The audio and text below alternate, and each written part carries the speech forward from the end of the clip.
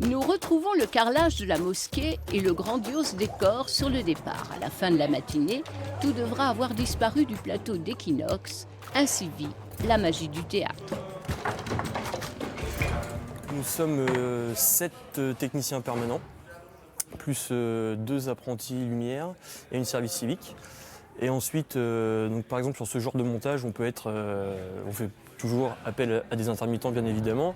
Donc sur ce genre de gros montage et démontage, on peut être jusqu'à une bonne vingtaine de personnes. En ces moments-là, la solidarité des techniciens n'est pas un vain mot. Tout le monde met la main à la pâte et pas uniquement dans sa spécialité. C'est un monde à part qui vit caché dans les coulisses et dans les cintres, mais dont les métiers sont essentiels et qui a de quoi attirer les jeunes. Je fais pas beaucoup de son. Moi, quand je suis arrivée, on m'a dit tu voudrais faire quoi qu'est-ce qui te plaît le plus? J'ai dit du son. Et ils m'ont dit tu feras de la lumière. J'ai dit bon d'accord. Et donc j'en ai appris plein sur de la lumière, sur du plateau. Les décors, toutes les couleurs, toutes les formes. On a accueilli un cheval, on a accueilli des chanteurs. Et voilà, on a mis de la terre battue. On fait de tout. Voilà, donc c'est génial. Entre patcher des micros, tamiser de la terre et tout, c'est assez magique quoi.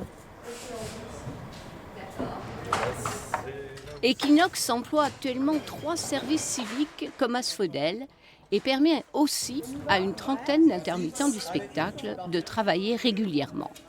Il ne faut pas avoir peur de se lever tôt et se coucher tard et d'aligner des heures de dur labeur physique, ce qui n'a pas rebuté Delphine.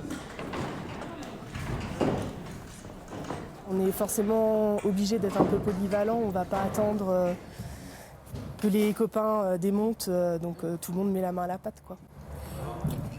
Qu'est-ce qui vous plaît dans ce travail? C'est varié, c'est toujours différent.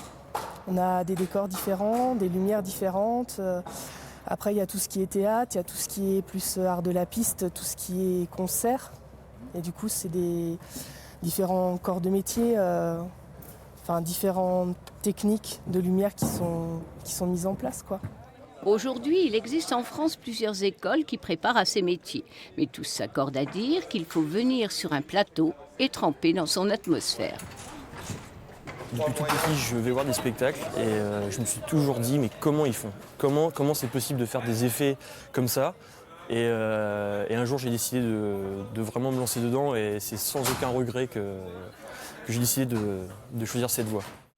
Demain, nous irons à la rencontre de l'Apollo et de ceux qui y travaillent à développer la programmation cinématographique de cette salle gérée par la Scène nationale.